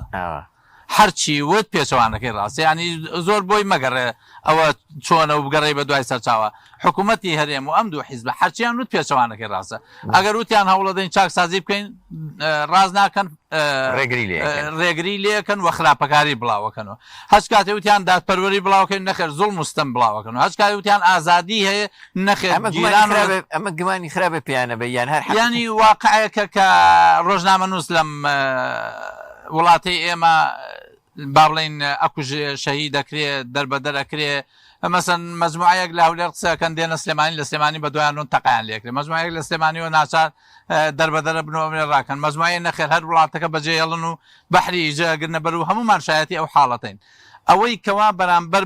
بە ئەو دوو زۆنە هەر یەکیان بەرامبەر بە ئەوی دیکەی کە مەسەن شارێکی وەکو هەڵەبجە پارێزگایکی وەکو هەڵەبجە ئەو مەحرومیەتەی کە هەڵەبجە هەیەی بڕواناکەم هیچ پارێزگای کەیبێ سەبارەت بە پرسیارەکەی برای بەڕێزم و ڕەفیقی دێرین و مناڵیم هەتا ئێستا ماوەسا ئیسماعیل ماوەسا عەباس من لە مەکتەبێک تەڵەن مامۆستا ئاسۆ کەوتی مامۆستاچی پێ من لەقەبی مامۆستام هەڵگرتووە مامۆستا ئاسۆ بە حکمەوەی 14 ساڵ مامۆستا بووم لەقەبی مامۆستا خۆشترین لەقەبە و شانازیترین لەقەبە کە هەڵم گرتووە تا ئێستا چ مامۆستای مەکتەب بوو بم کە مادەی بیرکاری وتۆ چ مامۆستای دینی بووم وەکو عەرزمکردن کە من ئیجازەی مەلایەتیم هەیە من تەلەبەکەی خۆمیان کردبوو بە مدیر بەسەرمەوە ینی لەو مەکتەبەی کە من مامۆستا بووم تەلەبەیەکی خۆم بوو بە مدیر لە مەکتەبەکان مدیرم بوو کە ئەمە لەو دادگەریەی ئەو دوو حیزبە سیاسیە وەشایۆ کە من بەو خبرە و ئەزمونە کە هەم بوو خاوەنی سێ شەهادە بووم تەلەبەکەم بوو بە مدیر ئەمرونەهی ئەبایە ئەو بەپێ بەویستی ئەو ئیجازە وەرگرتنەوە بەویستی ئەو جەدوەلی بۆ دانام ئەمە بریتیە لە گەورەترین کارەسات کە لە ئەم دوو هێزە سیاسیە دەسەڵاتدارە کە گرنگترین پرۆسە لە ژیانی هەر دەوڵەتێکا پرۆسەی خوێندنە ئەمان هاتن پرۆسەی خوێندنیان تەدمیر کرد پرۆسەی تەندروستی کە ئەگەر ئینسانێکی ساغڵەممان هەبێ بە سەحەتمان هەبێ نەتایج و بەرهەمی بە سەحەتمانەداتێ هاتن مەسئلەی دەرمانیان وا لێ کرد کە هەمومان بینیمان و شاهیدی ئەوە بووین کۆمەڵە خەڵک بە دەرزی ئەوان چاوی کوێر بوو بینایی لە دەستدا بۆیە ئێستا کەرتی تەندروستی کراوەتە کەرتێکی بازرگانی کاتێک کەوا کەسێک مقدرێک لێ ڕوو کە نەخۆشیێکی گەورەی بۆ دروستە بێت گەورەترین کێشەی ئەوەیە چۆن بیبات چونکە خەسخانەی گشتیمان نییە بەو شێوەیە بتوانێت خزمەتکە ئەبێ بیباتە خەسخانەی تایبەت لەوەی شا کۆمەڵی دادگەری فریای خەڵکەوتووە کە خەسخانەکەی بەخشینی کردوەوە لە هەموو شارەکان و ئێستش ڕێی لێگرن برایان خوشکان جەماوەر ئێمە لە کۆمەڵی دادگەری زەویەکمان کڕیوە 11500 مەترە بە سواڵ و ساقە ئێستا ئەیانوێ بیکەنەوە ئەم خەسەخانە حکوومەت دەوای 2.5 ملیار دینار ئەکا ئەم جارەکانە ئیجازەیەوەدا کە خەسخانەکە بکرێتەوە خەسخانەیە کە 2 ملیۆن نەخۆش سەردانی کردووە لە ماوەی ساڵێکە لە کاتێکاوەی جەناوی ماوەسا باسی کرد لای دکتۆر بەس بتاقەی دکتۆر لە شوێنان بە 25,000 و بە 30,000 بێ لەوێ تەنها بە 3,000 هەمان شایەتیەوەن کە ئەسنە و خەسەخانانەی بەخشین مەسن کۆمەڵێ مەعاهید وانە کراوەتەوە تایبەت و پارە لە کۆمەڵی دادگەری هاتووە نوری حکمەی کردوەوە لە هەموو شارەکان کە دەستگا ئەمنیەکان ڕێگەیان لێگرن بۆ ئەوەی ئەخلاقیاتی کۆمەڵگەی کوردی بپارێزن لەگەڵەوە محارەبەیانەکەن بۆیە ئەو چاوەی مامۆستا ئیسماعیل چاوەی دادە لەیلا ئەوەی خوشکی گەورەم خاتو بەهار بەڕاستی دەنگدان بەم دوو هێزە سیاسی و بە نوێنەرەکانیان دەنگدانە بە بەردەوامی کارەسات دەنگدانە بە ئەوەی کە ئەو واقعەکە هەیە اینجا ئەو خەڵکەی کە ئەوێ ئەو واقع بەردەوام بێ ئەوە دەنگدانەکە ئێشێتەوە بابەتێک هەیە خەڵکی هەڵەبجە حەقی خۆیەتی چاوەڕوانی بێت یا ڕۆژێک لە ڕۆژان پێی بگە مەسەلەی خەرەبووکردنەوەی خەڵکی هەڵەبجەیە کە جابا من ئەوە پرسیارەکەم کەم یعنی چیمیایی باران کراوە ئەنفال کراوە جینۆساید کراوە ڕای کردو ماڵی وێران بۆ ئێران بۆ فڵان مثلا ئێستا شیعەکان ئەبینی و ئەهلی شیعەکان ئەبینی هەیەە زۆر خەرەبوو کراوە ینی ئێستا تۆ لەوانەیە بزانی ئەم خەڵکە زۆر سەرسامە بێ بڵێ ماڵێکی شیعی ئەوەندە قەرەبووی وەرگرتووە بۆچی هاوڵاتێکی هەڵەبجەیی ناتوانێت بگا بەم حەقەیە زۆربەی ئەوانەی مەسەن لە عێراق شتێک هەیە پێڵێن ڕەفحا ئەوانە بوون لە کاتی ڕەمەزانیەی ئینا کە خۆپشاندانێک لە نەزەف و کەربەلا مەناطقە شیعەکانە دروست بوو عێراق ئینتیفادەی شعبانی چوونە سعودی و کۆیت و ئەوانە دوای ئەوانە هەمویان چوونە خارج ئێستا زۆربەی زۆریان لە خارجن موچەیەکی زەبەلاحیان هەیە لەو خارجە دوای ئەوەی بە دوواداچوونمان کردوان لە هەمان شت لە هەرێمی کوردستان دروست بۆ وتیان کاکەمە حیسەیەمان دیاری کردو حیسەی من دیاری کراوە لەکوێ وتیان لەو ساحەڤەیە نردومانە بۆ هەرێمی کوردستان بەس بەرپرسانی هەرێم هەمویان خواردووە هەمویان خواردووە کاتێک کە ئەڵێن کە من مشکلەکەم لەگەڵ بەرپرسانی هەرێمی کوردستانە ئەم حقایقانەیە کە ئەڵێم هەرێمی کوردستان و ئەو دوو هێزە سیاسیە ئەوەی لە بەغدا وەریان کردووە حەقی ئەم خەڵکە بۆ خواردویانە لە یەکەم وەجبەی برێمەر کە لێرە بووە 9 ملیار دۆلاریان وەرگتۆ 9 ملیار دۆلار لەو پارەیە کەوا چوار هەڵەبجەی پیاوەدانەکرایەوە لە کاتی خۆیان چوار هەڵەبجەی پیاوەدانەکرا برادێک کە لەوێ ڕئیسی دیوانی ڕقابەی مالی بوو خۆی شخصی بۆی باسکردوتی ئوستاد لە ناو تارەکە دابەشیان کرد ئەو دوو هێزە سیاسی لە ناو تارەکە دابەشیان کرد و هێنایان لە هەرێمی کوردستان هەمووی تەفروت و ناکرا و کەس نەدایان بۆیە هەموو حەقەکانمان لای ئەو دوو هێزە سیاسیەیە ئەگەر ئەمانەوێت چاکسازی بکەین ئەبێ باڵانسێک دروستکەین بۆ بەرامبەری ئەم دوو هێزە سیاسیە تا ڕاستیەکان لە بەغا بزانێ بە خەڵک بڵێەوە بە دوواداچوون بۆیە ئەگەر بوجە هەبێ کاک ماوەسا عەباسی بەڕێز ئەگەر بوجە هەبێ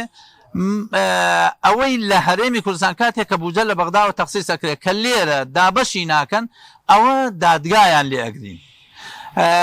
یەک نمونەی زۆر سادت پێ بڵێم بوجەی تەنمیە قالیمەوەی برای بەڕێزم جەنابی ماوەسا عومەر لە ساڵی 2006 کە ئێمە سەرپەرشتیمان کرد بە تایبەتی من تەوزیعی حیسەی فەردم کردووە کە هەموو هاوڵاتێکی هەرێمی کوردستان 56,000 دیناری بەرەکەوت